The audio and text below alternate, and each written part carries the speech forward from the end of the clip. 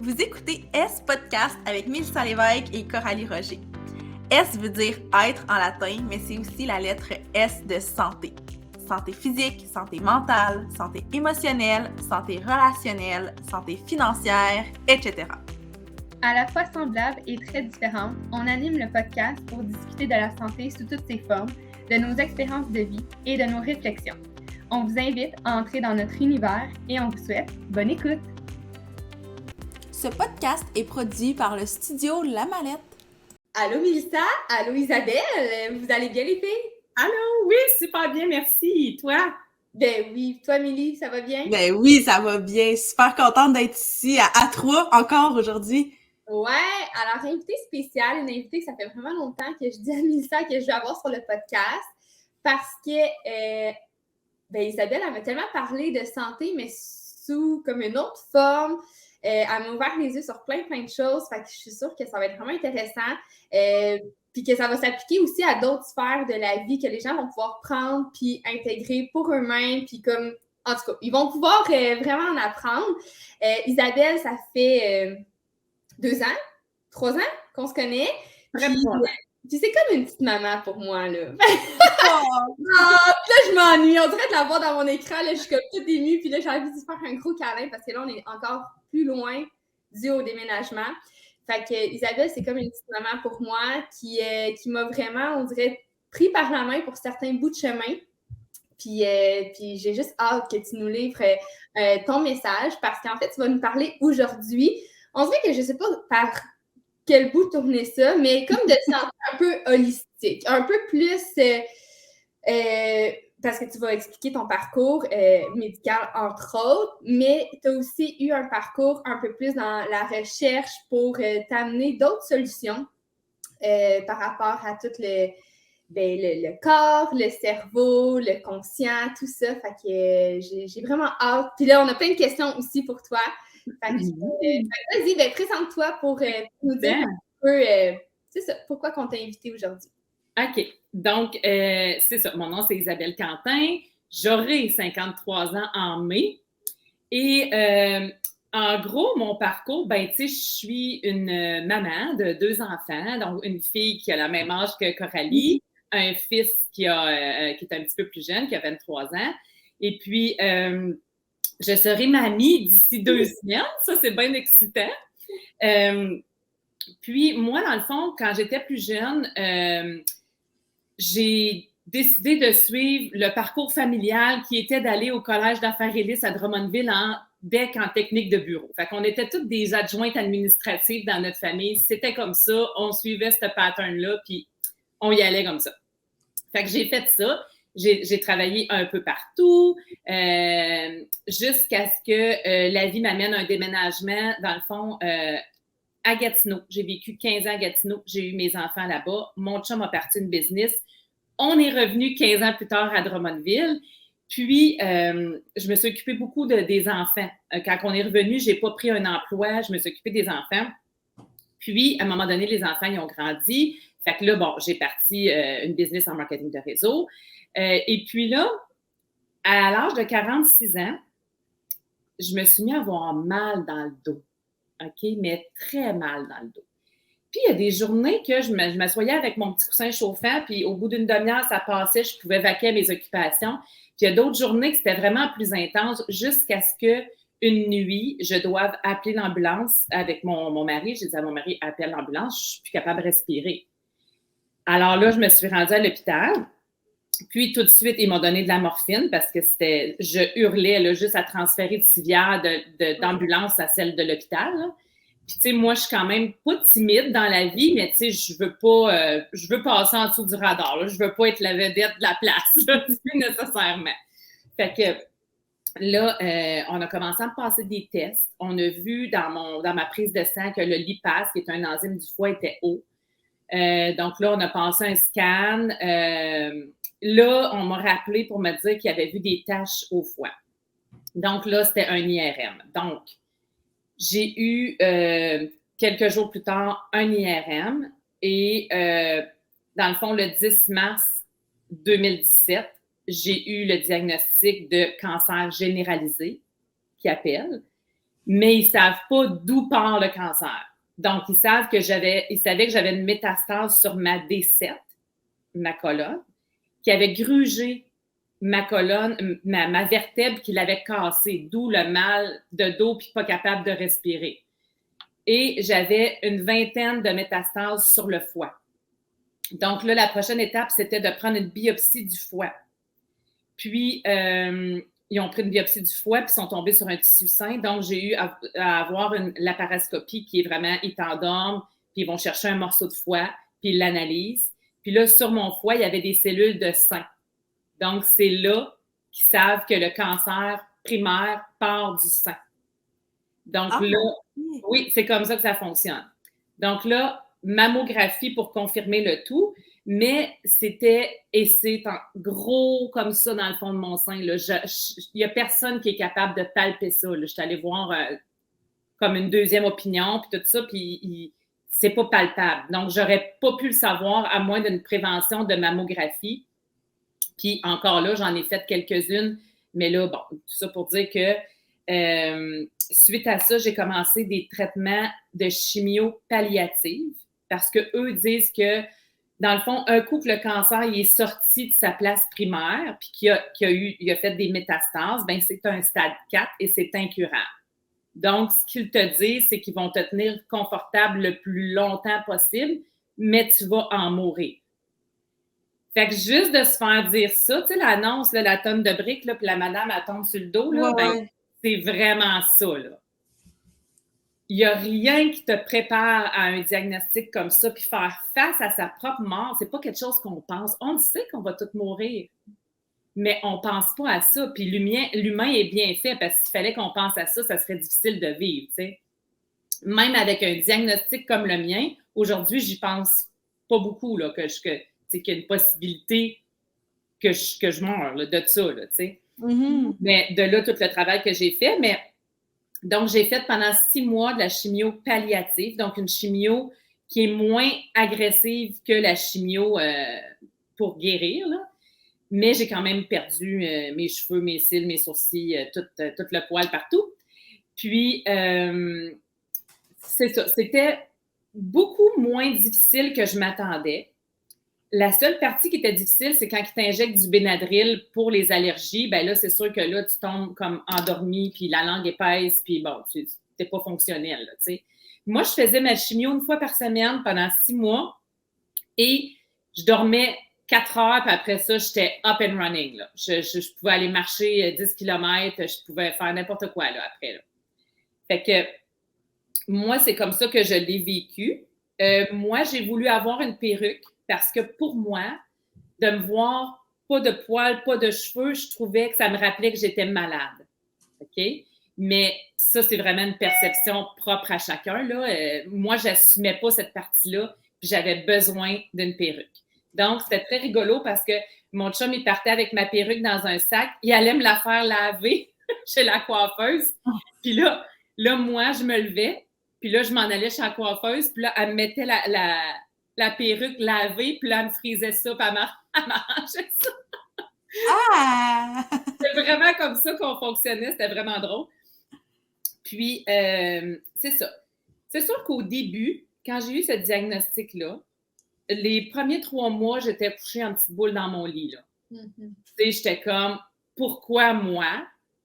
Tu sais, je me posais un paquet de questions, puis tu sais, quand tu te fais dire c'est incurable, on ne sait pas combien de temps. Puis mon chum, c'est un analytique, puis il avait posé la question. Puis là, je lui ai dit, à partir de ce moment-là, tu ne poses plus de questions. C'est moi qui les pose. Je me demandais, c'est quoi la moyenne de survie?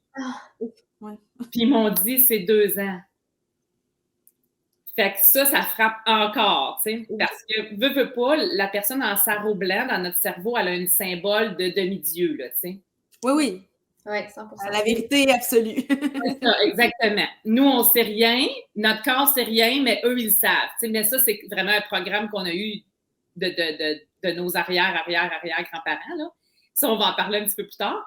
Mais, fait que c'est ça, moi, à un moment donné, mon chum est allé dans un tournoi de golf, puis il a rencontré un ostéopathe qu'on connaît, qu'on se faisait traiter par lui, puis il lui a dit d'aller voir la vidéo du docteur Hammer, qui était un oncologue allemand, qui lui avait découvert, si on veut, puis les lois biologiques. Dans le fond, lui, il a fondé les lois biologiques.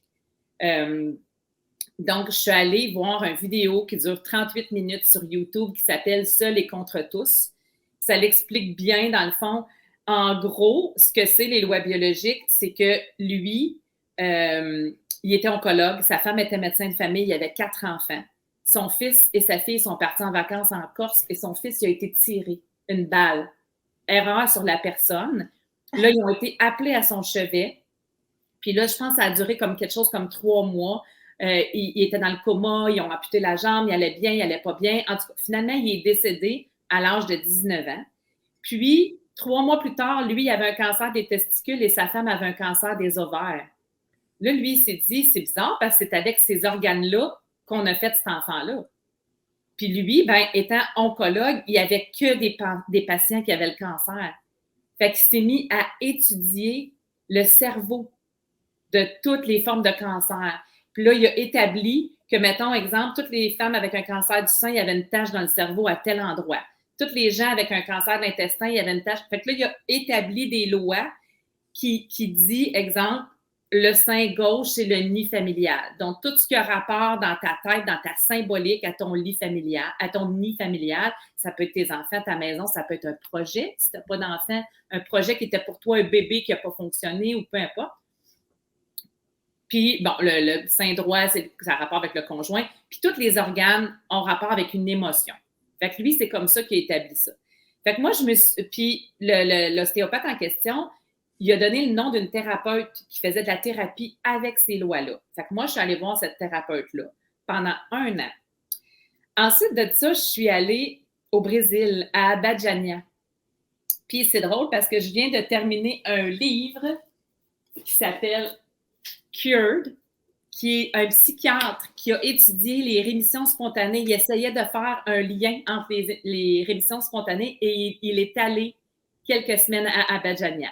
Abadiânia, ça, c'est un genre de médium, le médium qui a le plus de guérison au monde. C'est vraiment spécial parce que c'est vraiment dans la ville, dans la rue, c'est toutes des pousadas qu'on appelle, donc des hôtels où les gens qui restent là vont tous à la casa. La casa est au bout de la rue, tout le monde est habillé en blanc. Dans le bas, tu as une chute, puis pour aller à la chute, il faut que tu sois habillé en maillot. Après ça, mettons une petite robe. Puis là, quand tu pars sur le petit pont, tu ne peux pas être 2. Un qui revient de la chute, puis l'autre qui s'en va parce que tu vas déranger tes énergies. Ah. Tu vas mélanger les énergies de l'un avec l'autre, puis tu ne peux pas te regarder. Fait que là, tu vas à la chute, puis ça, c'est creux, OK? C'est creux avec plein de végétation, puis des papillons bleus parfois.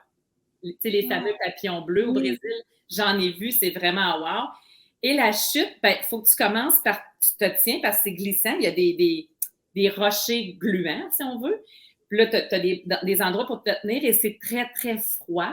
Faut que tu commences par le chakra de la couronne, tu t'envoies ça dans le dos. Après ça, tu te tournes de bord, tu t'envoies ça le devant. Puis après ça, tu sors du petit pont, puis tu montes, puis tu laisses la place à quelqu'un d'autre. Ça, c'est une chose qu'il y a à la casa. L'autre chose, c'est la méditation ordinaire, si on veut.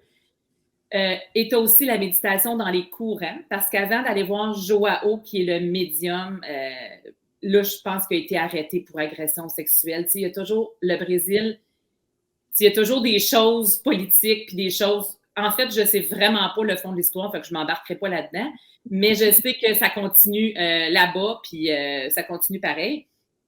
Puis, mais dans le temps que moi, je suis allée, il était là.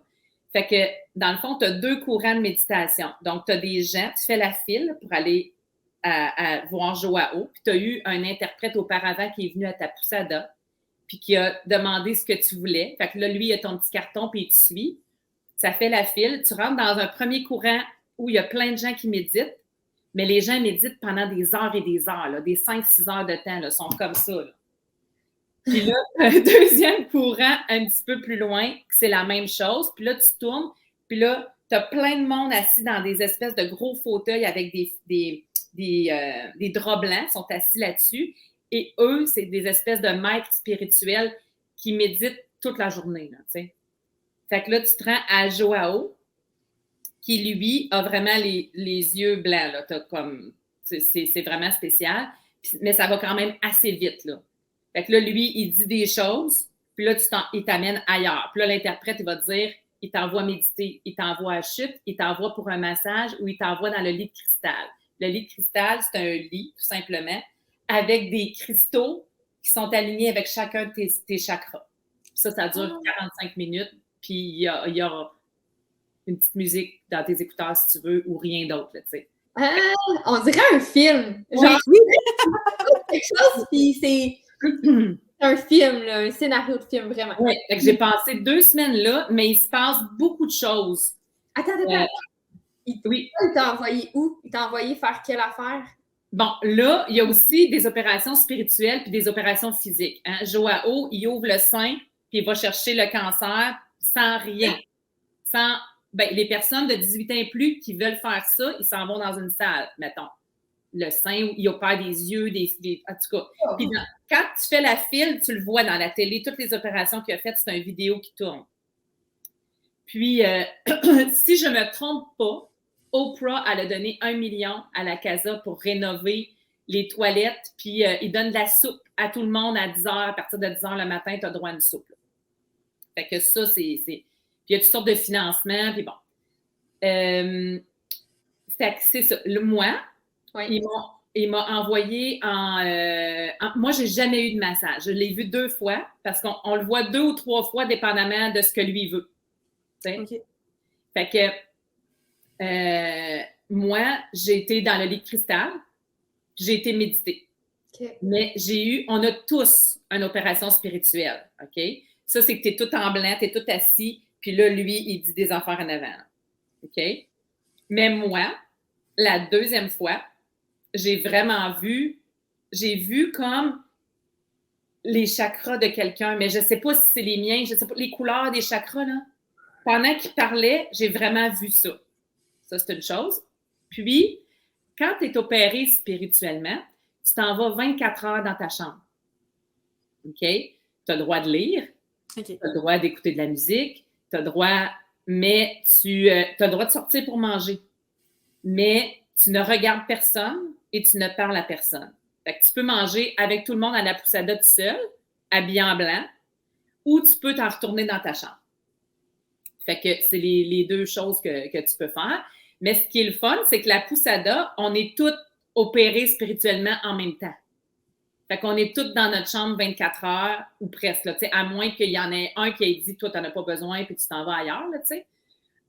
Mais bon, évidemment, moi, je suis pas allée pour l'opération physique, je n'étais pas assez game. Puis, tu sais, moi, vu qu'il y avait dans le foie puis dans les os, quand même bien que tu l'enlèverais dans le sein, ça ne changera pas grand-chose. Fait que, tu sais, je ne suis pas allée pour ça, mais j'ai eu 2 opérations spirituelles. Est-ce que tu es allée là tout seul, Lisa? Non, moi, j'ai une amie qui est allée là, je pense. Moi, quand je suis allée avec elle, elle était allée 11 fois. Son père, sa mère, sa sœur et elle, ensemble, individuellement, ils sont tous allés. Son père, il a même eu l'opération là, du nez puis des sinus puis tout ça physique. Puis son père, il avait même acheté un lit de cristal. Moi, je pourrais aller chez son père là, faire un lit de cristal et son père, il habite vraiment pas loin de chez moi, là, tu sais, là. Ouais. Moins loin qu'à retourner au Brésil. C'est ça. Fait que eux, vraiment, ils vont là se ressourcer. Ils sont pas malades, mais ils vont se ressourcer, ils vont s'intérioriser, ils vont prendre soin d'eux. C'est la façon de le faire, là, tu sais. Fait que je suis allée là avec Magali, mon amie. Elle, ça faisait longtemps qu'elle voulait que j'aille là. Tout de suite, quand j'ai eu le diagnostic, elle voulait m'amener là. Non, je commençais de la chimio et tout ça. Puis, tu sais, t'es beaucoup dans la peur quand tu as un diagnostic comme ça. Puis, aujourd'hui, je le comprends, mais dans le temps, j'avais juste peur, puis j'avais juste peur. Là. J'étais incapable de contrôler ma peur. Maintenant, cette peur-là, je suis capable de la ressentir quand j'ai un résultat de scan. Mais avant, je travaille très, très fort toutes sortes de choses, ce qui fait que c'est de moins en moins pire. Mm-hmm. Mais un résultat de scan, c'est vraiment inhumain quand tu as un diagnostic comme le mien, je vous le dis. Quand tu es assis dans le bureau du médecin, tu as juste hâte qu'elle parle. Oui, c'est ça.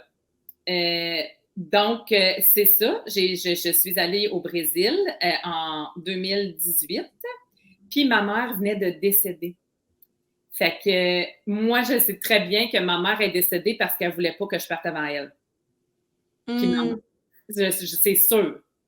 Fait que, bref, aussi, je suis allée au Brésil, puis avec la photo de ma mère, c'est comme s'il appelle ça un passeur d'âme, là. Il l'a fait passer directement, là, tu sais. Mais ça, c'est vraiment des trucs, comme tu as dit tantôt, Coralie, ésotériques, OK? Tu y crois ou tu y crois pas. Ça, c'est propre à chacun. Mais bref, il y a quand même eu un psychiatre de Harvard qui est allé passer quelques semaines là-bas, puis dans son livre, il y a une dame qui a un lupus en phase terminale, puis elle est allée passer 13 mois là-bas, puis elle n'a plus rien, ça fait 10 ans. Fait que, tu sais, mais c'est sûr que là-bas, c'est pas le même beat qu'ici. Je veux dire, c'est sûr que la nourriture, tu sais, je veux dire, t'as des cachous dans les arbres, là. Tu sais, je veux dire, c'est pas pareil, là. Tu sais, fait que toute la nourriture, c'est pas toi qui as fait. T'as pas besoin de planifier tes repas, t'as pas besoin... Tu manges très, très bien, très santé. Tout ce que tu fais, c'est te ressourcer. Fait que, tu sais, c'est plus propre à la guérison parce que, tu sais, soit un cancer, un lupus ou n'importe quel genre de maladie, ça s'est fait graduellement. C'est pas arrivé d'un coup. Fait que la guérison, elle va se faire probablement graduellement, dépendamment de tes croyances, dépendamment de ce que tu fais. Fait que ça, c'est comme mon parcours premier. Mettons, dans la première année là, que j'ai su puis que j'ai tout fait ça. Ensuite de ça, je me suis beaucoup éveillée à tout ce qu'il y avait autour parce que quand tu as un diagnostic comme ça, tu n'as pas le choix. C'est soit que tu acceptes tout ça puis que tu finis par décéder ou soit que tu patines puis tu essaies de trouver des choses en diagonale avec tes traitements. Tu sais, je ne suggère pas aux gens d'arrêter les traitements, là, pas du tout. Ouais. Mais même s'il y en a qui l'ont fait, puis il y en a que ça a fonctionné, puis il y en a que ça n'a pas fonctionné, ça dépend toujours de tes croyances. Puis, on sait que le cerveau, c'est l'ordinateur le plus puissant au monde. Hein? Fait que, tu sais, il faut faire attention à ce qui a été mis dans ta programmation quand tu étais jeune. Tu sais, puis moi, ben le prêtre puis le docteur, là, c'était des demi-dieux, là, tu sais, là. Fait que je suis de cette génération-là. Je suis croyante, mais je ne suis pas vraiment pratiquante parce que moi, tout ce que l'humain a construit autour de ce qu'est la religion, ça, j'adhère pas à ça. Mais tout ce que moi, je ressens par rapport à ce que je vois qui a été dit dans la religion, ça, j'adhère à ça. Fait que, à la suite de ça, quand je suis sortie de mon cocon, puis que je suis allée faire le Brésil, puis que j'ai fait une thérapie en loi biologique, j'ai rencontré quelqu'un au Brésil qui m'a dit, tel thérapeute, moi, j'ai fait ça en loi biologique, puis fait que j'ai changé de thérapeute parce que j'étais rendue au bout. Ça faisait 1 an. J'étais rendue au bout de ce que j'avais été avec elle, puis c'était parfait. Maintenant, je vois Stéphane de chez Saut Quantique depuis 4 ans, depuis le Brésil, 19, 20, 21, 22, 23, 5 ans. Wow. À tous les mois, à peu près. Parce que j'ai plein de petits bobos. Exemple, j'ai de la difficulté à marcher plus que 3 km parce que j'ai la hanche qui bloque. Fait que pourquoi ma hanche, elle bloque? Qu'est-ce qui m'empêche d'avancer? Dans mon cerveau, c'est quoi qui fait que, bon... Fait que je travaille beaucoup avec lui, puis j'ai réglé un paquet d'affaires, mais ça me fait tellement de bien, j'ai besoin de le voir, là, tu sais, là. Fait que ça, c'est quelque chose que je continue de faire. Les autres choses que je fais à travers ça, c'est vraiment, vraiment de travailler ma programmation, mon subconscient. Fait que je vais rentrer un petit peu, je ne sais pas si vous avez des questions, là, parce que là, moi, je suis partie. Moi, je bois tes paroles, puis... J'ai jeté un coup d'œil à mes questions, puis tu y réponds au fur et à mesure. Okay. J'adore! Fait que je vais juste... Dans le fond, en ce moment, j'ai la chance de ne pas être obligée de travailler, de gagner de l'argent. Parce que mon mari, il est là, il a vendu une business, puis il travaille, puis j'ai cette grande chance-là. Puis quelque part, je me dis, c'est pas pour rien que ce diagnostic-là, il est arrivé à moi. Parce que premièrement, je suis quelqu'un de bilingue, puis d'où je viens, il n'y a pas beaucoup de gens bilingues, tu sais, mais j'ai travaillé à Ottawa parce que j'ai resté à Gatineau, puis mon chum est capable de subvenir à nos besoins, donc c'est 2 facteurs qui font que je peux aider plein de gens, parce que les choses qui se passent dans le monde se passent souvent en anglais. OK? Donc là, je vais vous parler du Dr. Joe Dispenza et du Dr. Bruce Lipton, qui sont mes meilleurs amis, même si on ne se connaît pas, on ne s'est jamais vu, puis ils ne me connaissent pas pendant tout, ils ne savent même pas que j'existe. Mais dans le fond, moi, là, du plus longtemps que je peux me souvenir, jeune comme vous autres, là, je m'intéressais au subconscient, à la psychologie. Moi, je n'ai jamais été capable de lire un roman. Je ne suis pas capable, j'aime pas ça.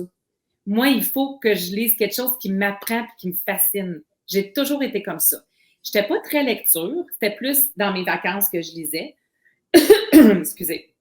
Mais j'ai quand même lu jeune, mais je ne savais même pas que ça s'appelait de la croissance personnelle. Moi, j'appelais ça des livres psychologiques, tu sais. Fait que du plus longtemps que je me souvienne, j'ai été fascinée par ça. Fait que c'est certain que quand je suis tombée sur la loi biologique, puis après ça, quand je suis tombée sur Dr. Joe Dispenza, puis Dr. Joe Dispenza, je me souviens pas si c'est quelqu'un qui m'a parlé de lui, ou je pense que je suis tombée sur Chris B. Cancer, qui est Chris Work, qui a eu un cancer stade 3, qui a inventé Square One, qui est 12 ou 13 modules pour aider les gens à s'en sortir, puis en tout cas, un paquet de monde là-dessus, là. Mais je suis restée vraiment accrochée à Joe Dispenza parce que la façon qu'il l'explique, c'est tellement logique pour moi, là. Tu sais, le subconscient, on a une programmation. Bon, la plus grosse programmation, c'est 0-7 ans. Puis ta mère a beau te dire, fais ça, fais ça, fais ça. Si elle ne le fait pas, toi, tu vas enregistrer ce qu'elle fait et non ce qu'elle dit. C'est de là l'expression. Hein? Fais pas ce que je dis, fais ce que je fais. Fais pas ce que je fais, fais ce que je dis, mais bon. On apprend par l'exemple. C'est pas compliqué. Ouais. Puis on vient avec une personnalité, évidemment, on vient avec un caractère. Fait que, tu sais, un professeur en deuxième année peut te dire, comme moi, ça m'est arrivé, mon Dieu, que tu écris mal devant tout le monde, ça peut t'affecter pour le reste de ta vie. Puis elle peut dire ça à quelqu'un d'autre qui s'en souviendra même pas 2 semaines plus tard. Fait que c'est ça, c'est l'impact que ça a dans ton propre subconscient à toi. C'est ça qui va aller. C'est l'émotion, la puissance de l'émotion que tu as ressentie qui va faire bang dans ton subconscient ou pas. Qui va rester gravé ou pas. OK? Fait qu'à partir de là, la façon que... Puis tu sais, on sait qu'on est géré à 95% par notre subconscient. C'est fou, hein? Fait que... Puis le meilleur exemple de ça, c'est qu'au début, quand on apprend à conduire une voiture, la pédale, le volant, on capote, tu sais, là. On se dit comment je vais faire pour sortir de la cour, tu sais. Aujourd'hui, on fait Montréal-Drummond, Drummond-Montréal, puis on ne se souvient pas si on est passé Saint-Hyacinthe. Oui, c'est vrai. Ça veut dire que notre corps devient notre esprit. Fait que notre corps, il sait quoi faire. On n'a pas besoin d'y penser. Tu sais? Puis, comme on est géré à 95% par notre subconscient, ben on est géré à 95% par des pensées du passé. Fait qu'on est toujours dans le passé. Fait qu'on revit toujours les mêmes choses. Inconsciemment. On reproduit toujours les mêmes patterns. Inconsciemment, parce qu'on pense toujours les mêmes pensées qu'hier. Oui. Fait que, tu sais... Excusez. Fait que, tu sais, si on veut changer quelque chose dans notre vie, peu importe c'est quoi, on se dit... je sais pas, moi, je veux faire plus d'argent. Moi, je veux avoir un job que j'aime plus. Moi, je veux avoir un chum qui possède telle qualité. Moi, je veux avoir, je sais pas, une best chum de fille. Là. Tu sais, j'en ai pas, j'en veux une. Tu sais. Ben, si tu veux changer quoi que ce soit dans ta vie, tu dois observer ta vie. Observer ce qui se passe dans ta vie, puis idéalement, moi, qu'est-ce que je fais? J'écris. Puis, ce qu'il dit, le Dr. Joe Dispenza, c'est que ce qu'il y a entre le subconscient et la conscience, parce que la conscience, c'est le préfrontal, c'est ce qui te crée. C'est fait pour créer. Mais comme on est juste 5% du temps dans la conscience, il faut se pratiquer à essayer d'être dans la conscience plus longtemps à travers la méditation. Et ensuite de ça, tu continues toujours ta méditation, mais un jour, le but de tout ça, c'est d'être le plus conscient possible, les yeux ouverts. Donc, pendant ta journée, pas juste 1 heure parce que tu médites 1 heure, puis le reste de ta journée, tu es toujours en maudit dans le trafic, puis tu es toujours, tu sais, ça, mais c'est un travail de longue haleine. Et comme on est maintenant habitué à avoir notre commande Amazon le lendemain, ben, quand tu veux faire un travail et tu ne vois pas de résultat, ben, c'est comme d'aller au gym. Puis tu te dis, ben, moi, ça fait 3 mois que je vais au gym, mais j'ai toujours pas de biceps, puis j'ai toujours pas de trapèze, puis, ben oui, mais c'est parce que ça fait 3 mois que tu vas au gym. Tu sais, c'est pas immédiat. Puis, étant donné que c'est très abstrait, ben, souvent, les gens, ils vont se décourager puis ils le feront pas. Puis, on le sait dans la vie, le succès, ça passe toujours par la constance puis la persévérance dans tout. Fait que ce qu'il dit, le Dr. Joe Dispenza, c'est que on est des êtres d'énergie, OK? On a tout un champ magnétique autour de nous. Puis, si on veut changer notre vie, ben c'est par l'énergie à la physique. Parce que si tu veux changer de physique à physique, ça se fait très bien. Ça va être long. Fait qu'exemple, toi, tu dis, moi, je veux faire 200 000 par année. Fait que je me pars une business. Ben, tu ne feras pas 200 000 par année demain matin. Tandis que si tu t'en vas méditer, puis que tout ce que tu fais, c'est tu fais ressentir à ton corps l'émotion qu'il ressentirait si tu vivais une vie avec un salaire de 200 000 par année. Puis tout ce que tu ferais, puis tu fais sentir cette excitation-là à ton corps. OK? Moi, j'explique ça, le genre d'excitation quand tu t'en vas à l'aéroport, là, puis tu t'en vas en voyage. Là. Qu'est-ce que ton corps ressent? Mais c'est ça qu'il faut que tu amènes ton corps à ressentir. Donc, il faut que tu passes par-dessus ce que tu ressens vraiment.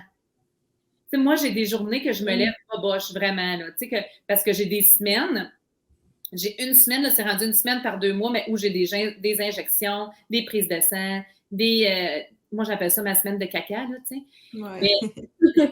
Mais des fois, je vais me lever puis je file vraiment boboche. Mais aussitôt, puis ça ne me tente pas de méditer, mais aussitôt que j'ai terminé ma méditation, j'ai levé mon énergie. Puis là, je suis dans une énergie plus de création, de positif. Puis là, il y a beaucoup moins de choses qui viennent m'atteindre. Mais aussi, quand je parle de champ magnétique, OK, Dr. Dispenza, il parle du champ quantique. De là aussi, Stéphane, en loi biologique, que son entreprise s'appelle Saut Quantique. Le champ quantique, c'est un champ invisible parce que nous, on perçoit tout par nos sens. Fait que dans la méditation, on calme tous nos sens pour aller vers n'importe quoi qui est possible, qu'on peut imaginer. Il ne faut juste pas se dire, il faut juste pas que l'esprit analytique embarque. Fait que c'est ce qu'il y a entre le subconscient et la conscience, c'est l'esprit analytique qu'il y a là. Puis c'est ça qu'il faut faire débarquer. Parce que là, si tu dis, ben non, mais c'est impossible, comment veux-tu que je fasse 200 000, tu sais? Impossible. Tu sais, tandis que si tu laisses ça à l'univers, puis tu vibres, ben, tu vas finir par l'attirer avec ton énergie qui va être beaucoup moins long que l'attirer de physique à physique. Je sais pas si c'est clair ce que je dis, là? Ben oui, 100%. Fait que, dans le fond, ce que c'est, la méditation, c'est que, puis moi, je médite avec des méditations gratuites sur YouTube du Dr. Joe Dispenza. Tu peux aussi les acheter. Je vais commencer à analyser plus les choses qu'il y a à vendre parce que je veux vraiment plus me pousser là-dedans. Puis je veux vraiment aller à un de ces ateliers. Je vais vous en parler tantôt. Mais dans le fond, c'est que par la méditation, tu écris les émotions que tu ne veux pas vivre, tu ne veux plus vivre. Moi, je ne veux plus vivre d'inquiétude. Moi, j'ai 2 enfants. Okay? Mon fils, il a 23 ans, il rentre tard des fois. Puis je dors pas. Puis je ne veux plus vivre ça, tu sais. La peur de mourir, la peur de mourir trop jeune, la peur de ne pas réussir, la peur de m'exprimer, la peur de vivre ma vie de rêve, le douter de moi-même. Hey, je suis qui, moi, pour aller parler de subconscient? J'ai un deck en technique de bureau. Tu sais, le doute de soi-même, le doute d'un paquet de choses. Moi, c'est des émotions que je ne veux plus vivre. Je ne suis pas quelqu'un de colérique, fait, je ne peux pas dire que je ne veux plus vivre de colère, parce que c'est rare que je vais vivre de la colère, mais je vais vivre beaucoup de peur, d'inquiétude, de doute, parce que c'est ma programmation à moi. Fait que là, je ne veux plus vivre ça. Fait que dans la méditation, il parle beaucoup de, exemple, concentrez-vous sur la distance entre vos épaules dans l'espace. Là, tu es comme, OK, la distance entre les épaules dans l'espace, OK. Après ça, la distance entre tes épaules dans l'espace, dans l'endroit où vous êtes, dans l'espace. Là, il répète ça. Là, comme, OK, l'endroit où dans ma chambre, dans l'espace. Ma chambre est dans un espace dans la maison. Là. Mais tout ça, c'est pour empêcher vos pensées de partir à gauche pas à droite. Mm-hmm. C'est de ramener toujours, lui, il dit comme un chien, tu dis à ton corps, sit, assis, assis, assis. Tu sais? Mais ça, moi, ça fait vraiment... J'ai commencé à méditer tous les jours le 12 novembre 2021. OK? OK. Avant, je méditais, mais pas tous les jours. Mettons 3 fois semaine, tout ça. Mais lui, il dit que c'est avec la pratique que, éventuellement, ton corps ne fait pas la différence entre l'imagination et la réalité. C'est pour ça qu'il faut que tu fasses vivre les émotions du futur à ton corps au lieu des émotions du passé. Je ne sais pas, Mélissa, si tu as déjà entendu l'histoire du citron. Je sais que Coralie, oui. Est-ce que tu as déjà entendu l'histoire du citron? Bon. Ben, je pense pas. Okay. Je te raconte rapidement. Ce que c'est tu fermes tes yeux et tu t'imagines en train d'aller chercher un citron dans ton frigo. Tu prends le citron et là, tu l'amènes sur ta planche à découper, tu le coupes en 2. Puis là, tu le montes et tu ouvres ta bouche et tu le presses dans ta bouche. OK? Puis là, tu sens déjà que tu salives. Puis là, ma question à toi, Mélissa, ça serait, est-ce qu'il y avait vraiment un citron? Tu me répondrais quoi? Ben, non, mais... non. Il y en avait un, mais dans ton imagination. Ouais. Pas dans ton C'est physique. ça.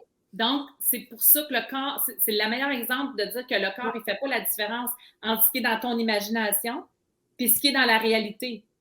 Fait que si tu lui fais à croire que tu as une maison avec une Porsche, ben éventuellement, tu lui fais sentir ce feeling-là de t'asseoir dans ta Porsche le matin, puis de partir ça, puis de marcher. Hey, moi, j'arrive chez nous le soir avec ma Porsche, ben à un moment donné, il va croire que tu conduis une Porsche. Puis à un moment donné, veut pas, il va se passer quelque chose dans ta vie, puis tu vas conduire une Porsche. OK? Ouais. Parce qu'on est des êtres créateurs. On est fait pour créer notre vie sur mesure. Mais l'affaire, c'est que la peur nous a toutes fait éteindre ces rêves-là. Puis moi, je suis convaincue que la peur de mourir, c'est ce qui fait mourir les gens. Parce que la preuve de ça, c'est qu'il y a eu beaucoup de faux diagnostics, des gens qui se sont fait dire qu'il y avait un cancer généralisé, qui avaient 3 mois à vivre, qui sont morts puis qui n'avaient rien. Ils se sont trompés de dossier. Fait que le pouvoir du subconscient, tu sais. Fait que quand tu sais que c'est vraiment pas un mauvais diagnostic, que c'est vraiment ça que ton corps a produit ça pour une raison. Parce que un cancer, c'est un moyen, une maladie, c'est un moyen de survie. C'est que ton corps te dit, youhou, il y a quelque chose qui ne marche pas, il faudrait que tu fasses quelque chose. Mais malheureusement, la société nous a appris à aller chez le médecin, puis le médecin a appris à donner des médicaments. Le médecin, il gère les symptômes. Puis c'est pas des mauvaises personnes, c'est pas des mauvais médecins. Tu sais, moi, mon oncologue, elle veut pas que je meure, là. Mais c'est ça. Elle connaît le protocole, puis elle sait où je m'en vais. Pareil. Je veux juste pas qu'elle me le dise, tu sais. Fait que, tu sais, moi, c'est clair qu'éventuellement, je vais devoir avoir une conversation avec elle pour lui expliquer ce que je crois puis ce que je fais. Je suis pas rendue là encore, mais... Fait que, tu sais, puis c'est hyper poussé maintenant, mais... Excuse, mais malheureusement, la société n'est pas rendue là. On peut pas changer une époque. On peut améliorer une époque, mais on peut pas virer ça de bord, tu sais. Comme le docteur Hammer, quand il a étudié les émotions par rapport où était l'endroit du cancer, il a commencé des thérapies et il a guéri 95% de ses patients. Mais l'ordre des médecins l'a empêché de pratiquer parce qu'il a fait l'erreur de dire à ses patients, arrêtez vos traitements. Vous n'avez pas besoin de ça. Fait que là, il a même été emprisonné. Puis pendant des années, là, puis il leur disait, si vous dites la vérité, on va vous sortir de prison. Ben, il disait, la vérité, c'est ce que je vous ai dit. Fait qu'il a tout purgé sa peine. Je ne sais pas combien de temps, là, mais c'est très bon, cette petite vidéo-là sur YouTube. Puis, excusez, j'ai un petit minou. Puis, c'est ça, dans le fond, lui a voulu changer son époque. Ça se passait en 79, je pense. Quand même, hein? Mais qu'est-ce que ça a fait? C'est qu'il s'est ramassé en prison, tu sais. Mhm. Fait que, tu sais, c'est très difficile de changer des affaires qui sont ancrées depuis beaucoup, beaucoup d'années. Puis, dans le fond, le docteur Joe Dispenza, bon, son site internet, drjoedispenza.com, il y a une infolettre. Il y a YouTube, il y a Instagram, il y a Facebook, il y a des ateliers en ligne, il y a des ateliers progressifs en ligne, il y a des ateliers intensifs en vrai. OK? C'est 5 ou 7 jours. Je veux vraiment y aller, mais chaque fois que je reçois le courriel, il n'y a plus de place. 2 jours plus tard, il n'y a plus de place. Ouais. Puis c'est dans une salle de bal, dans un hôtel, quelque part dans le monde. Des fois, c'est en Australie, des fois, la prochaine, c'est à Nashville. Tu sais, là, fait que, mais je veux y aller parce que c'est vraiment de la méditation à temps plein. Puis il explique comment, puis le taux vibratoire, l'énergie est tellement élevée qu'il y a beaucoup de maladies qui ne peuvent pas survivre. Fait qu'il y a beaucoup de gens qui retournent chez eux puis qui sont guéris, là, tu sais, là.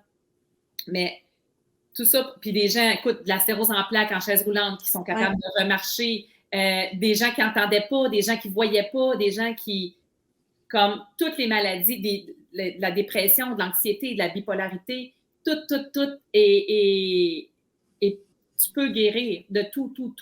Puis il n'est jamais trop tard. Fait que, tu sais, tous ces enseignements à Joe Dispenza, c'est par la méditation, tu te connectes au champ quantique où tout est possible. Et tu fais ressentir à ton corps, qu'est-ce que tu ressentirais? Mettons, moi, qu'est-ce que je ressentirais si j'avais plus cette espèce d'épine Damoclès-là au-dessus de ma tête, de toujours avoir un scan à passer, de toujours avoir une injection, de toujours, tu sais, moi, mon téléphone cellulaire, là, il me dit 13 minutes pour l'hôpital Sainte-Croix, là. C'est ça qu'il me dit dans mon Google Maps, là, quand je prends mon... Fait que, tu sais, c'est là que je vais souvent. Ben là, je le dis moins souvent parce que ça s'est avec le temps, ça s'est vraiment... éloigné, mes rendez-vous puis mes trucs. Mais lui, son enseignement, c'est ça. Pratique ce que tu veux comme futur et non pas arrête de rester dans le passé. T'sais? Fait que moi, je fais ça tous les matins. Ça peut être comme 23 minutes, il y en a différentes, jusqu'à 1 heure de temps. Puis, vous le dire que ça me tente tous les jours, ça serait mentir. Mais vous dire que je suis contente quand j'ai fini, ça, c'est vrai. Tout le temps, je suis donc contente de l'avoir fait. Mais ça, c'est passé par-dessus mes programmes. C'est ce que... Tu sais, moi, moi, j'aimerais ça écrire un livre un jour, puis un des titres que... Je ne sais pas combien je vais en écrire, là, mais je vais en écrire.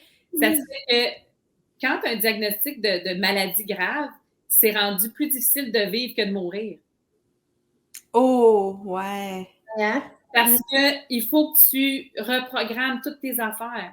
Fait que, tu sais, moi, puis là où tu sais que tu progresses, c'est quand que tu te rends compte que tu es en train de faire quelque chose de programme. Exemple, le meilleur exemple, c'est moi. Moi, j'adore les chips, OK? Moi, quand j'ai faim, là, la fin de semaine, parce que la semaine, c'est pas programmé dans ma tête, la semaine, on fait pas ça. La fin de semaine, on a droit. Fait que quand j'ai faim, je m'en rends même pas compte. Je prends les chips, je mets ça dans un bol, je mange un bol de chips, puis après, je suis comme, oh, ben, j'ai mangé un bol de chips. Mais maintenant, je prends les chips, je suis comme, oh, OK, là, j'ai le choix. Mon libre arbitre, il est là, là. Je suis plus dans le programme. Je suis la conscience qui observe le programme. J'ai le choix. Ou je décide de le prendre, le bol de chips, ou je décide de ne pas le prendre. Fait que c'est là le progrès. Quand tu vois le progrès, puis quand tu te sens mieux. Tu sais, quand tes douleurs sont diminuées. Parce que, veux pas, ce n'est pas le cancer qui me donne des douleurs. C'est la médication. Parce que j'ai un cancer hormonosensitif, fait que je prends des hormones. On sait ce que ça fait dans le corps. Toutes les articulations, toutes les... Bon. Fait que quand que ma conscience observe mon programme, hey, là, je capote les filles. Là, je suis comme, OK, wow, tu sais, on continue, tu sais. C'est la même chose. Moi, l'activité physique, oh my God. Hey, moi, ma mère, elle ne sortait pas dehors. Elle frottait toute la journée dans la maison, tu sais. Fait que, faut que je sorte de mon programme. C'est pas mon identité. Moi, je suis pas quelqu'un qui est, je suis pas, m'en dit comme mon chum, je suis pas la Sporty Spice, là. Fait que, faut que je sorte de mon programme pour aller faire des choses, tu sais, mettons du ski de fond ou du ski de fond, j'en ai pas refait depuis 3 ans, mais je veux l'en faire, là, je veux. Là, pour moi, c'est le pilates sur table 2 fois semaine, puis c'est la marche le reste du temps. Mais je vais vous le dire honnêtement, à la marche, toutes les excuses que mon cerveau peut trouver.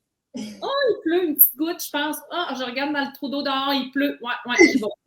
Tu sais? C'est les programmes. Quand tu observes ta vie de cette façon-là, c'est les programmes. Puis quand tu te rends compte que tu es en programme, ben là, tu vois qu'il y a eu une évolution. Tu sais, dans le fond, on est sur la Terre pour évoluer. Là. On n'est pas sur la Terre pour dormir dans notre subconscient puis mourir, malgré qu'il y a beaucoup de gens qui font ça. Parce que ça demande du travail. C'est plus facile de mourir que de vivre. Puis c'est pas que le monde veut mourir, là, mais c'est tellement de travail. La nutrition, parce qu'on le sait que la nutrition, c'est pas ça qui va guérir une maladie, mais c'est certain que tu vas être plus en santé. Mais oui. Ouais. Fait que, tu sais, parce qu'on va tous dire « Ah, mais moi, je connais un gars, il faisait des marathons, puis il est décédé d'un cancer. » Oui, c'est vrai. C'est parce que c'est les émotions. Puis le docteur, là où entre le docteur Bruce Lipton, il est rendu quelle heure? Moi, je peux parler de ça. On continue. Non, on continue, là. Il n'y a pas de problème. On surveille ça. Là où rentre le docteur Bruce Lipton, lui, je l'ai connu à travers Chris Work. Chris Work, il y a un site qui s'appelle chrisbeatcancer.com. Puis lui, ben, il y a, comme je disais tantôt, des modules. Là. Il y a un module de nutrition, il y a un module de religion, il y a un module de toutes sortes de choses. Puis lui, c'est à travers ces modules-là. Lui, c'est comme ça qu'il s'est guéri. Il a mangé cru, je pense, pendant 2 ans. Bon, lui, c'était à l'intestin, fait que c'était les problèmes digestifs et tout. Fait que tout ça pour dire que je l'ai connu à travers lui. Et Dr. Bruce Lipton, c'est un monsieur qui étudie la cellule humaine depuis 1967. OK? Ça fait 55 ans. Fait que je pense que 75 ans ou 78 ans, je ne sais pas trop. Et c'est un docteur en biochimie. Et lui enseignait en médecine. OK? Jusqu'à ce qu'il fasse des études sur les gènes. C'est là que je vais vous dire que ma croyance à moi, c'est que le cancer n'est pas génétique. OK? Il a fait des études, il a pris 3 gènes pareils, identiques, mais il les a mis dans 3 cultures différentes. Il appelle ça de la saumure, là, c'est comme du sang. OK? 3 environnements biologiques différents. Fait que 3 corps fictifs différents. Puis il s'est aperçu que le gène, il ne réagissait pas pareil dans aucune des saumures. Fait qu'il a dit, OK, fait que c'est pas le gène le problème, c'est l'environnement. Fait que c'est pas le gène. Le gène, il va muter parce que tu es trop stressé. Le gène, c'est pas, tu sais, bon, le stress, on le sait, c'est un gros facteur de cancer parce que quand tu es trop dans l'émotion de stress, tu es tout le temps en survie. Tu n'es pas en création. Là. Tu ne peux pas créer ta vie. Tu es toujours en survie. Ouais. Fait que ça, c'est une autre chose où la méditation va venir réguler le stress. Mais c'est la preuve, c'est que le gène, quand il est dans un environnement émotif de stress, il va muter. Puis à la longue, va finir par faire un cancer quelque part, dépendamment c'est quoi l'émotion forte. Ça, c'est ma croyance personnelle avec ce que j'ai appris dans tout ce que j'ai fait. OK? Puis, fait que là, le docteur Bruce Lipton, lui, il a dit ça à ses collègues. Il dit non, mais je ne peux plus enseigner ça aux médecins. C'est même plus ça. Fait qu'il a lâché sa job. Hein? Parce que les médecins, ils ont dit non, de quoi tu parles? Fait que, non, tu n'as pas raison. On continue. Fait que, tu sais, la chimio puis tous les traitements de cancer, ça n'a pas évolué depuis ma grand-mère. Ma grand-mère est décédée d'un cancer du sein métastatique comme j'ai. Fait que venez pas me dire que c'est pas des mémoires d'ADN, là. C'est pas des émotions que ma grand-mère m'a transmises, que moi, je vis pareil comme elle a vécu. Mais j'ai pas de raison de les vivre pareil comme elle a vécu parce que ma grand-mère était dans sa génération. Puis dans sa génération, ben, je veux dire, ma grand-mère était veuve à 32 ans avec 11 enfants en bas de 12 ans. Moi, j'ai pas vécu ça, là. Je vivrais pas ça, là. Mettons que ça arriverait quelque chose du genre, là. Ben, le gouvernement, il y a de l'aide, il y a des voyons, comment on appelle ça, pour les enfants, des chèques d'allocation familiale, il y a toutes sortes de choses qui n'existaient pas quand ma grand-mère a vécu tous ces traumatismes, tu sais. Fait que une chose que j'ai faite pour me détacher de tout ça aussi, c'est que j'ai écrit une belle lettre à ma grand-mère que j'ai brûlée avec elle au cimetière. Hein? Oh, Ouais, ça, c'est Stéphane, mon thérapeute, qui m'a suggéré ça. Puis c'était très, très, très émotif et très, très, tu sais, vraiment beaucoup apaisant. ouais. Beaucoup apaisant parce que, tu sais, je lui disais que je comprends tout ce qu'elle a vécu, mais moi, je n'ai pas à vivre ça. Ce n'est plus la même génération, c'est plus la même chose. Je suis un peu du coq à l'âne, mais tout ça pour dire que ce n'est pas génétique, mais c'est transmis dans les mémoires d'ADN, OK? Des grands-parents qui ont vécu des traumatismes qui s'en vont dans ton programme à toi. Parce que ton parent t'a reflété une affaire qui a rapport avec ça éventuellement dans ta vie. Fait que c'est vraiment... Puis moi, Stéphane, mon thérapeute, il m'a sorti à un moment donné un exemple. J'étais crampée. Puis il m'a même mis une image, là, OK? Tu as les deux parents. Tu as des parents, mettons, africains, des tribus africaines qui existent encore. Puis là, tu as des générations qui tombent. Puis là, tu as l'enfant avec un cellulaire, mais l'enfant, il l'a dans la bouche parce qu'il ne sait pas c'est quoi. Tu sais, il peut manger. Puis là, tu as le petit Canadien avec ses arrière-grands-parents, puis là, tu as ses grands-parents, tu as toi, puis là, tu as l'enfant de 2 ans avec le cellulaire. Mais lui, il sait tout quoi faire. Parce que toi, tu le savais. Fait que tu lui as transmis ça dans sa mémoire. Il vient au monde, il sait déjà quoi faire avec une tablette, là. Tandis que l'Africain, il croque dedans, il ne sait pas quoi faire avec, je veux dire, l'Africain de la tribu de l'Afrique, là, tu sais. Oui. Fait que ça, c'est une belle image des mémoires d'ADN transmis, là, tu sais. Fait que là, Dr. Bruce Lipton, lui, il a écrit un livre que j'ai commencé à lire, The Biology of Belief. Je pense pas qu'il est traduit en français encore, mais la biologie de la croyance, ça veut dire que tes croyances, ça revient à dire ce que Joe Dispenza il dit, tes croyances vont changer ta biologie. Tu vas avoir un upgrade, comment on dit ça en français? Une évolution, non? Une évolution dans ta biologie. Parce que ton cerveau, c'est un ordinateur. Fait que si tu veux le reprogrammer, il faut que tu lui mettes des nouveaux programmes puis que tu enlèves les anciens. Une petite mise à jour. Une petite mise à jour, exactement. Tu vas avoir une mise à jour biologique, c'est ça, Coralie. Fait que, tu sais, on va se le dire, là, c'est hyper intéressant, là. Quand on est maître de notre vie, au lieu de se fier à l'extérieur pour changer notre vie, tu sais, au lieu de se fier à une pilule, moi, si j'ai plus cette pilule-là demain matin, je meurs, voyons. Tu sais, ça marche pas de même, là. Mais ça marche de même pareil dans notre société. Tu sais. Puis, bon, Dr. Bruce Lipton, lui, il parle beaucoup que notre système de santé, lui, c'est un Américain. Fait qu'il parle du côté américain, que le système de santé a été piraté par les compagnies pharmaceutiques. Moi, je ne m'embarque pas là-dedans, pas du tout, mais je comprends le principe, tu sais. Puis c'est tellement rendu gros que tout le monde est embarqué là-dedans sans s'en rendre compte, tu sais. C'est même plus conscient, tu sais. Mais c'est pour ça que je dis, c'est tellement important de faire les traitements parce que notre croyance est tellement dans le médecin et non pas dans nous-mêmes que pendant que tu fais le travail sur toi-même, il faut que tu continues les traitements. Puis moi, c'est exactement ça que je fais, là, tu sais. OK. Puis Stéphane, en loi biologique, il ne traite pas les gens qui... Ben, en tout cas, je pense pas qu'il traite les gens qui ne veulent pas faire de traitement, là. Je pense que lui, tu sais, il n'a pas le choix d'y aller de cette façon-là parce que c'est trop risqué pour la personne. Parce que c'est engrammé dans son cerveau, là, le sarrau blanc avec le stéthoscope, là, cette personne-là, qu'est-ce qu'elle dit, là? C'est la vérité absolue. Mais en fait, c'est juste une opinion. Moi, l'image que Stéphane il m'a dit de me faire de mon oncologue, quand elle me dit des choses de mauvaises nouvelles que j'ai eues, j'ai des métastases au foie qui ont grossi. J'ai dû avoir une opération en juin dernier, puis un autre en novembre d'avant, parce qu'en novembre, ils soupçonnaient 2 métastases, mais il y en a une qui était trop près du poumon, fait qu'ils ont dit on va attendre. Finalement, ils l'ont fait en juin. Ça a super bien été. Je me remets de ça comme ça, moi. Wow! Puis, mais dans le fond, où est-ce que je m'en allais avec ça? Ah oui, le symbolique, c'est que quand mon oncologue, elle me dit des choses, je l'imagine habillée en prêtre. Parce que dans le temps, le prêtre, il rentrait dans les maisons puis il disait aux madames qu'il fallait qu'il y ait un 12e enfant. OK?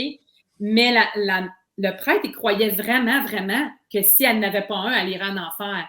Puis la madame aussi, puis son mari aussi. Il croyait vraiment qu'il fallait qu'il fasse un 12e enfant, même s'il était tellement pauvre qu'il mangeait des toasts en moutarde. Là. Fait que c'est la symbolique que le prêtre avait dans le cerveau de ces gens-là à cette époque-là. Fait que moi, je m'imagine mon oncologue habillé en prêtre quand elle me dit son opinion, qu'elle est convaincue que c'est ça. Tu comprends? Puis là, moi, ça me permet de prendre du recul puis de m'accrocher ou de me connecter à mon libre arbitre. C'est mon choix à moi. Ouais. Mon intuition à moi. Mon feeling à moi. Puis ça, l'intuition puis le feeling, tu ne peux pas le reconnaître si tu n'as pas fait d'introspection puis tu t'es pas arrêté assez souvent dans ta vie pour t'écouter.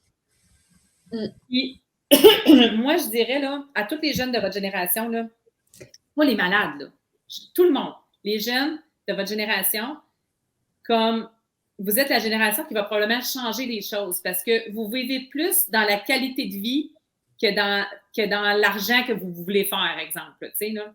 Moi, en tout cas, c'est ce que je perçois. Je le sais que l'argent, c'est important puis que tout le monde veut faire de l'argent puis c'est le fun puis il n'y a rien de mal dans l'argent, là, absolument rien.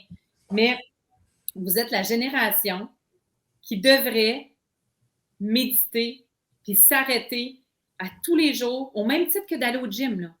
Tu vas au gym, viens pas me dire c'est pour ta santé. Hein. C'est pour ton look. Hein?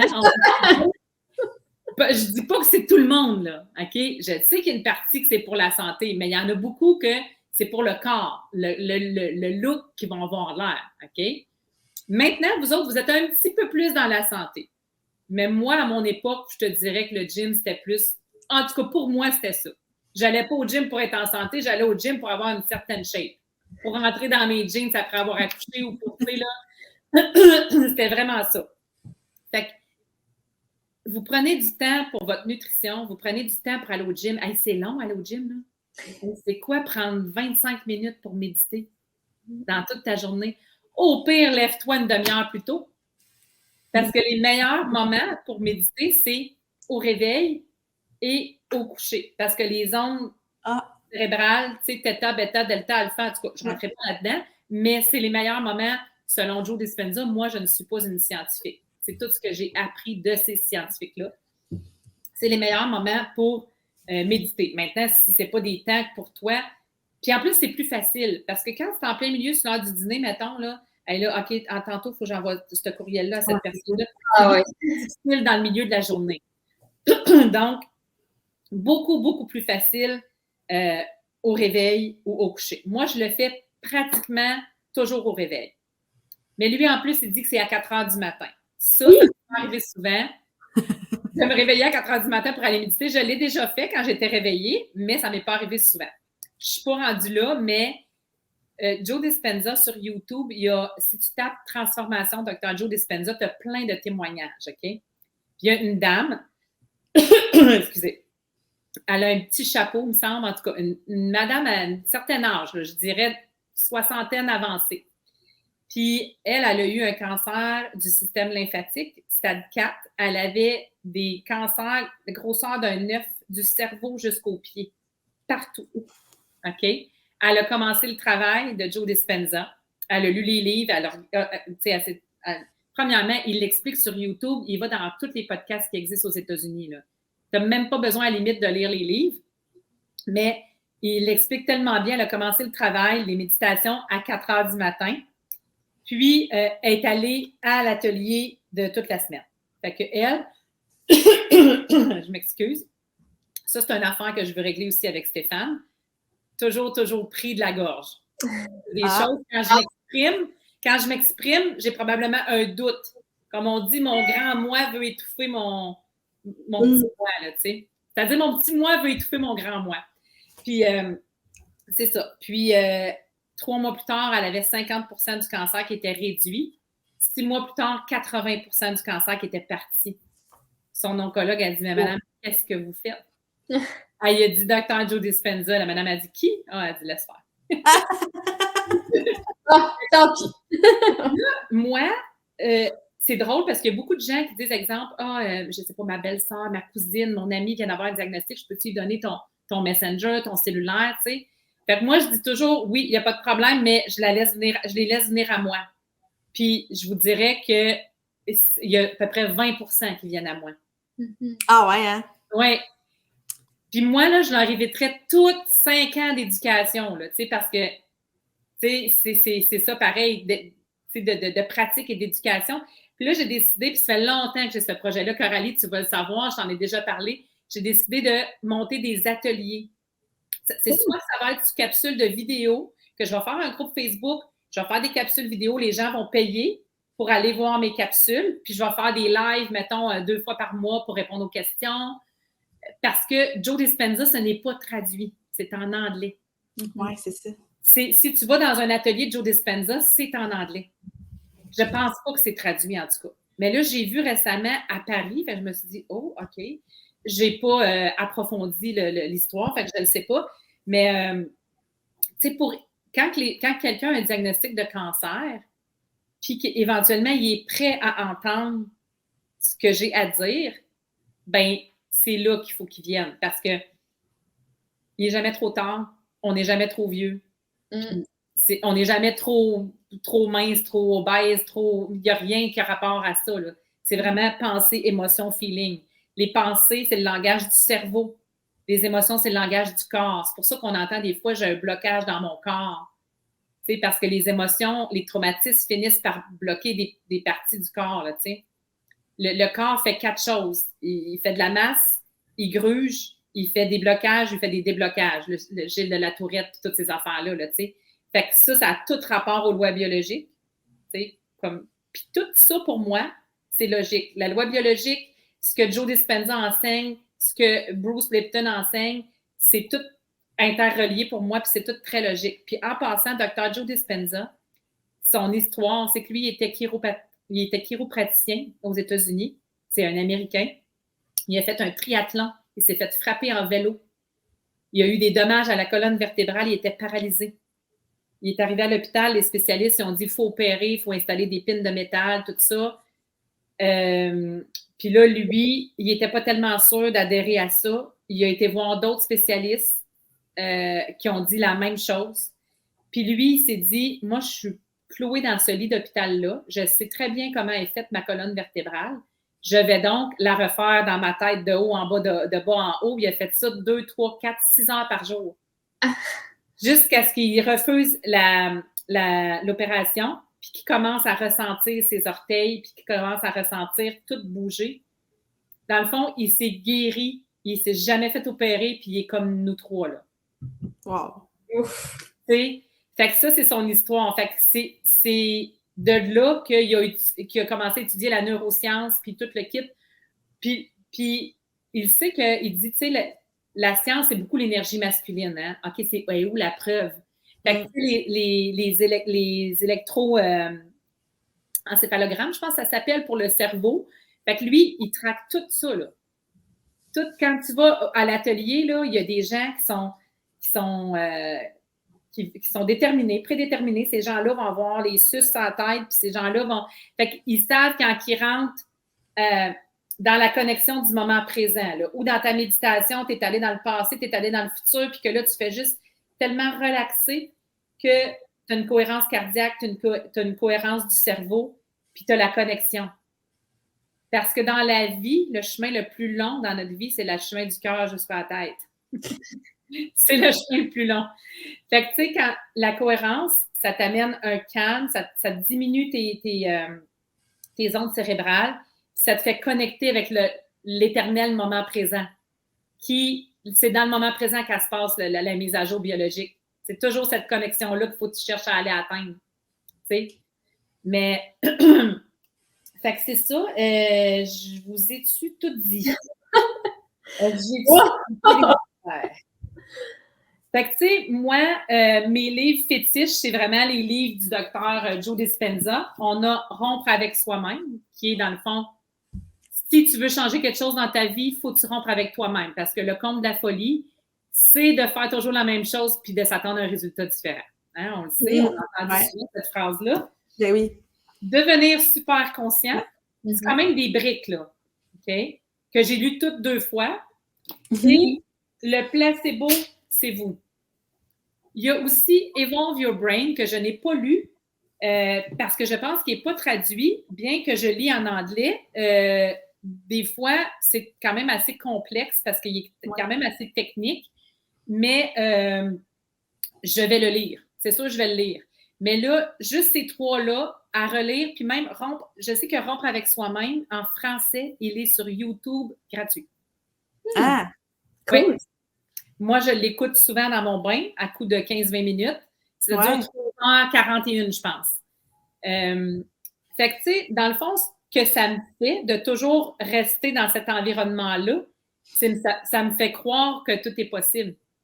mhm. La biologie de la croyance, ben à force d'y croire, la mise à jour est là.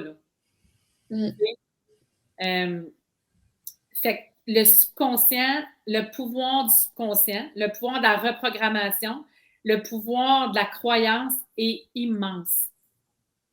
Fait que moi, ce que je conseille aux gens, c'est, ben, premièrement, ceux qui veulent en savoir plus, puis qui ne veulent pas faire toutes les recherches, même s'ils sont bilingues, ben, ils peuvent connecter avec moi. Ben oui. Soit sur Facebook, Messenger, Instagram. Je n'ai pas de site Internet encore. Donc, ça viendra peut-être. Puis, ils peuvent aller voir, faire des recherches, Joe Dispenza, Google, YouTube. Écoute, les livres sont chez Renaud-Bré, là. C'est pas obligé d'être Amazon, là. Tu sais, il y a Amazon, il y a Renaud-Bré, puis il y a probablement plein de librairies aussi qui l'ont. Puis, c'est un petit peu ça, les girls. Écoute, wow! Wow! C'était une classe de maître. Oui. J'ai adoré. Ah, merci! C'était vraiment une conférence.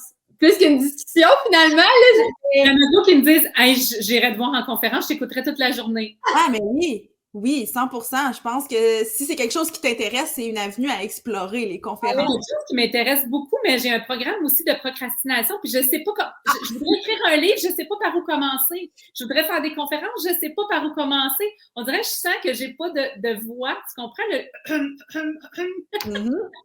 Mais je suis consciente, je suis la conscience qui observe le programme, c'est ça la bonne nouvelle.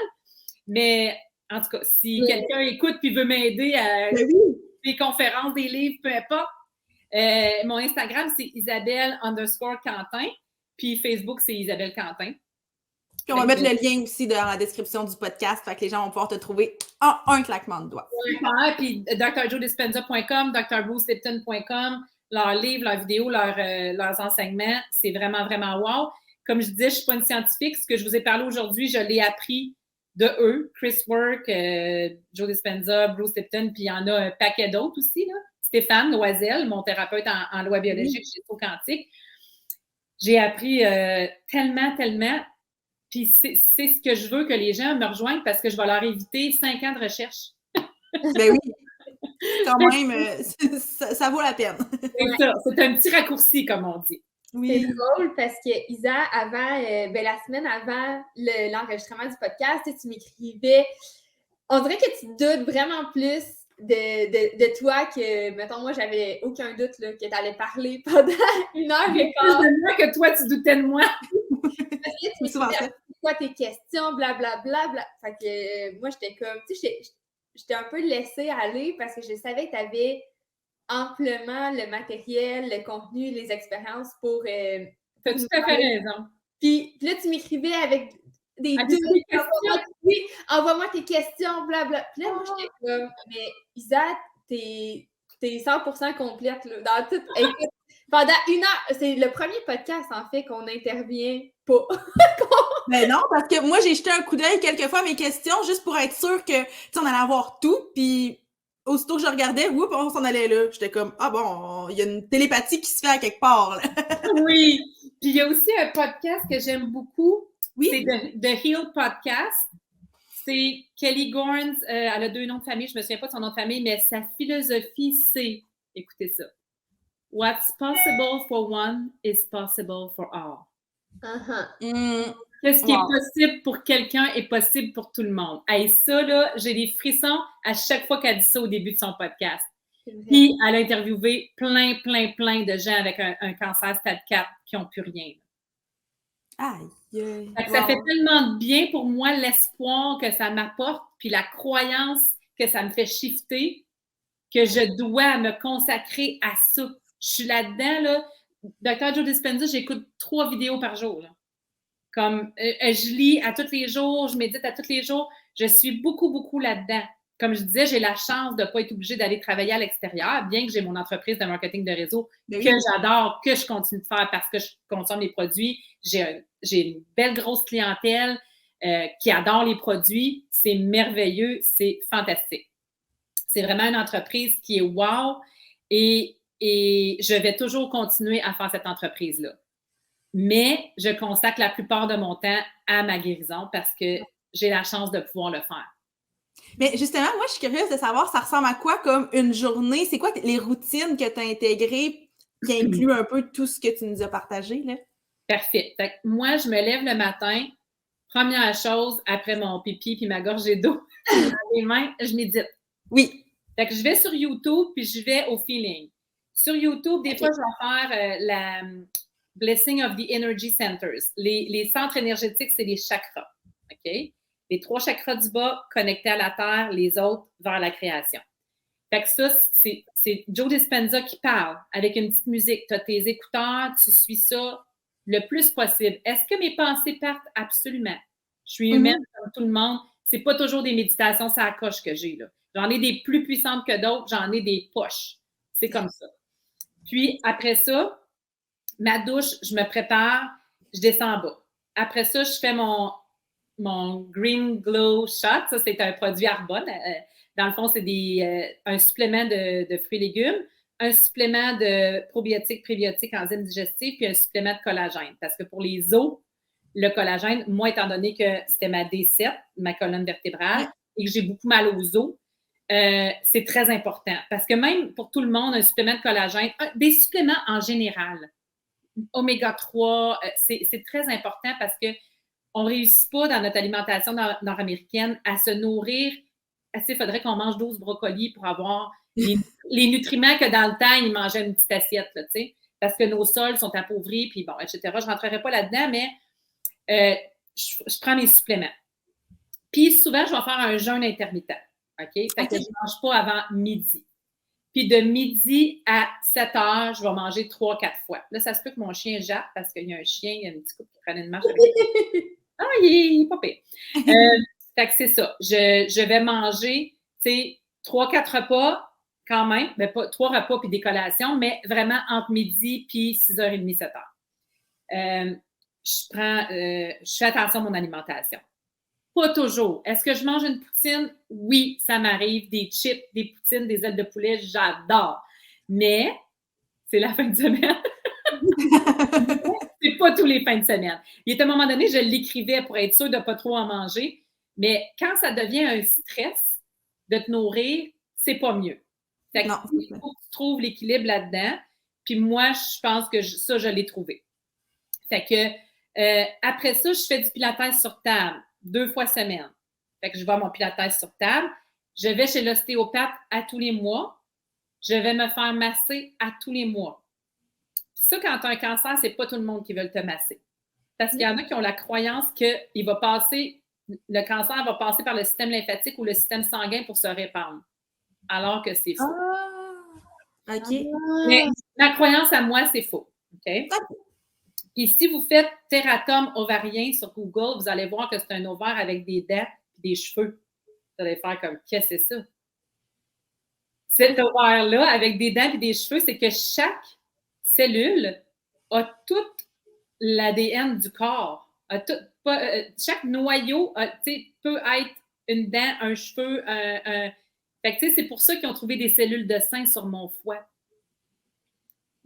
Mais la raison, la dent n'est pas partie de la bouche pour se rendre sur l'ovaire. Fait que le cancer, il ne partira pas de quelque part pour aller ailleurs. C'est vraiment des surstress qui vont aller avec, comme le foie, c'est le manque. Moi, j'ai peur de manquer d'argent parce qu'il est arrivé quelque chose dans ma vie. Fait que, après ça, ma colonne vertébrale, c'est les os de la colonne, c'est je m'effondre, je ne peux pas supporter ce qui m'arrive. Fait que c'est des surstress. C'est pour ça que j'ai eu comme 3 cancers. C'est pas qu'il est passé du sein puis qu'il est allé dans le foie. C'est que mes cellules de foie, ils ont muté en cellules de sein. Ma croyance. Encore une fois, je ne suis pas une scientifique, j'affirme pas ça à 100%, c'est ma croyance à moi. Fait que si vous tapez ça sur Google, c'est assez fascinant. Bref, fait que c'est bon, mon épicerie, faire à manger quand tu coupes des petits légumes à tous les repas. Tu sais, moi, je ne vais pas au Subway sur l'heure du dîner, là. Ça prend un temps. Oui. Tu sais, mes petites carottes, mon petit céleri, faire mon petit hummus avec mes pois chiches, mon tahini, tu sais, ça prend du temps. Je pourrais vous faire croire que je fais du juicing souvent. Je devrais. Mais encore là, j'ai pas un programme de discipline, moi, dans ma vie. Fait qu'il faut vraiment que je travaille ça. J'en ai fait beaucoup de juicing. J'en ai fait pendant 3 mois, beaucoup. Et j'en fais de temps en temps, mais je devrais en faire plus. Fait que ça, il faudrait en principe que ça rentre dans ma routine. Bon, comme je disais tantôt, je vais marcher. J'essaie d'aller marcher quand il ne pleut pas. Pas une seule goutte. Il ne faut pas qu'il y ait apparence de pluie, de nuages de pluie. Puis c'est là que j'écoute mes podcasts quand je marche. C'est toujours là que j'écoute mes podcasts. Bon, à travers ma fille attend un petit bébé. Fait que là, bon, on est tout là-dedans. Là, on magasine des petites choses. Ben là, on a fini parce que c'est comme d'une minute à l'autre. C'était beaucoup dans ma dernière année, c'était beaucoup ça. Je lis. Tous les jours, je lis avant de me coucher. OK. Donc, je médite au début, quand je me lève, et je lis avant de me coucher. Je me dis toujours au moins la moitié d'un chapitre. Okay. Des fois, je vais jusqu'au chapitre complet. Fait que des fois, ça va comme 1 heure, 1 heure et quart de lecture. Wow! C'est pour ça que je suis capable de me taper des briques, là, tu sais. Ben oui! Parce que ça, tout ce qui fait partie vraiment de ma santé, de pensée, d'émotion, puis de futur, je la travaille beaucoup. Plus que, faut que j'aille marcher pour être en santé ou faut pas que je mange de poutine pour être en santé. Plus l'autre chose que ça. Idéalement, dans un monde idéal, on ferait tout, mais il reste qu'on est humain, là, on a droit à... Il ne faut pas se couper nos plaisirs, puis il ne faut pas que ça devienne un stress, parce que moi, j'ai mangé cru 3 mois. C'est devenu un stress. Là. Je m'en allais magasiner. OK, il faut que j'amène mes affaires. J'amène mes piments coupés, il faut que j'amène mon couteau avec mon avocat, mon petit sel, mon petit... Tu sais, là, pour ne pas avoir faim. Parce que là, quand tu as faim, là, tu tombes dans le « je mange n'importe quoi ». C'est ça. Fait que manger cru, ça se digère rapidement. Donc, c'est vraiment ça. Fait que là, c'était rendu... Après ça, j'ai été végétarienne quasiment 2 ans. C'était rendu plus stressant que d'autres choses, mais ce que je fais beaucoup, c'est que j'essaie de ne pas manger de viande la semaine. OK. C'est la semaine, là, ça va être rare que je vais en manger des fois, mais c'est plus rare. Tu sais, moi, là, juste un paquet de choux de Bruxelles, là, avec sel, poivre, l'huile d'olive, je vais manger ça pour souper. Puis, savez-vous quoi? J'ai la chance que mon chum, c'est pas un gourmand. OK. C'est quelqu'un que s'il pouvait prendre une pilule pour ne plus avoir faim, il aimerait ça. T'sais. C'est vrai qu'il est de même. Il a jamais faim, lui. Ah, c'est triste. Moi, je ne prendrais pas la pilule. Non, mais tu sais, je veux dire, tu sais, il prend plaisir à manger parce qu'il adore cuisiner, puis c'est lui qui cuisine le week-end. Mais que la semaine, je fasse des affaires végétariennes, il n'y a aucun problème avec ça. Aucun problème avec ça. Fait que ma routine, ça ressemble à ça. Tu sais, méditer, douche, supplément, jeûne, entraînement, je vais aller faire de l'épicerie, couper mes légumes, mes affaires pour mon dîner, mon souper. Puis, une émission que j'adore écouter pendant que je fais mon souper, c'est « On va se le dire ». Ce n'est pas des nouvelles, mais c'est une émission culturelle qui est en direct. J'adore écouter ça. Fait que je coupe mes petits légumes pendant que j'écoute « On va se le dire ». J'adore ça. Ça fait partie de ma routine vraiment. Puis, je travaille ma business. Je fais des pauses dans mon groupe. Je contacte des clientes. Ça prend vraiment ma journée. Et le soir, je me permets un Netflix and chill.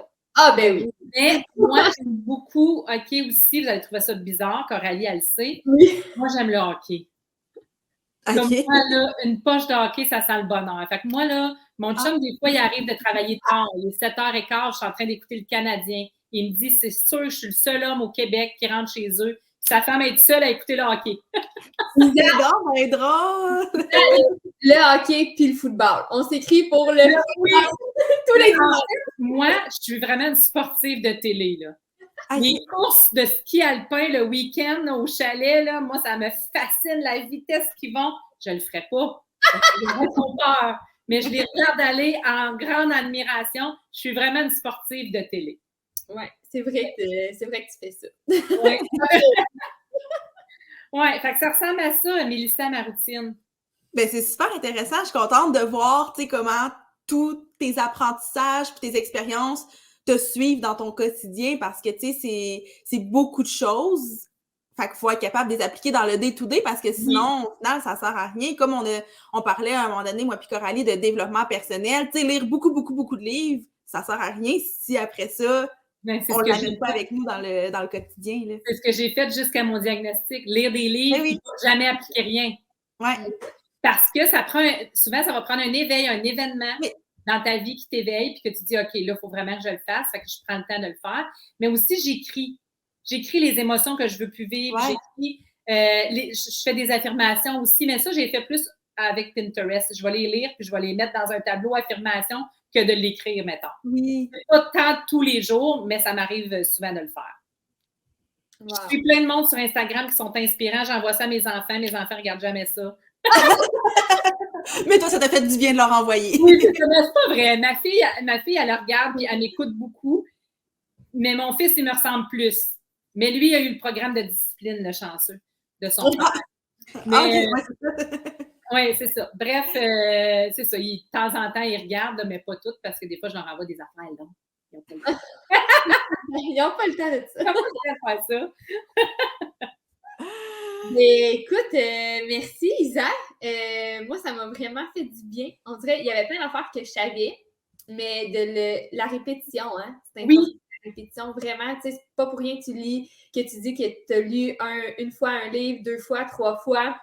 Il y en a un que tu lis chaque année, je le sais. Fait que je pense que la répétition, ça fait vraiment du bien. C'est un des podcasts que c'est sûr que je vais prendre la peine de réécouter à plusieurs reprises parce que c'est toutes des choses qu'on s'est dit quand on a parlé durant ces 2 ans-là qu'on se côtoie, mais là, c'est ça, on dirait que ça fait son chemin, puis j'ai envie d'aller méditer puis d'aller écrire mes peurs. Là, je suis comme, OK, on finit le podcast, je m'en vais faire ça, là. J'ai envie, tu nous as donné le goût.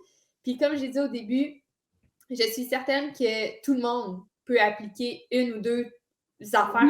Puis, peu importe la condition, peu importe t'es qui, peu importe t'es où, il y a quelque chose que tu peux enregistrer de ce podcast-là puis de ces apprentissages-là. Tu sais, juste de s'ouvrir à lire un livre de ce genre-là, peut-être qu'il te sort de ta zone de confort, mais que ô combien ça va... C'est sûr que tu vas réfléchir puis ça va faire du chemin en toi.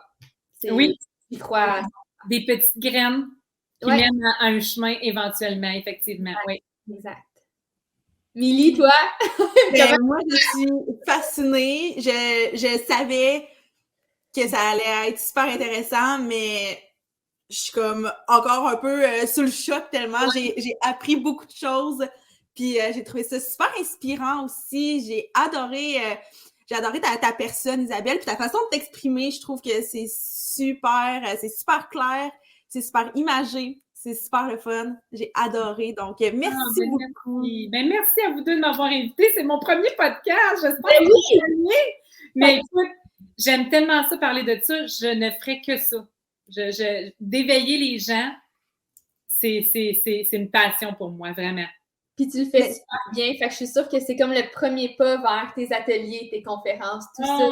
Merci. Rêve. Fait que, merci. Merci à vous deux d'avoir été là. Merci à ceux qui nous ont écoutés aussi. Oui. N'hésitez pas à aller contacter Isabelle là, pour toutes sortes de questions. Là, elle va vous référer, puis elle va vous donner des ressources, des liens YouTube. C'est vrai qu'elle en envoie. Elle fait juste penser à toi.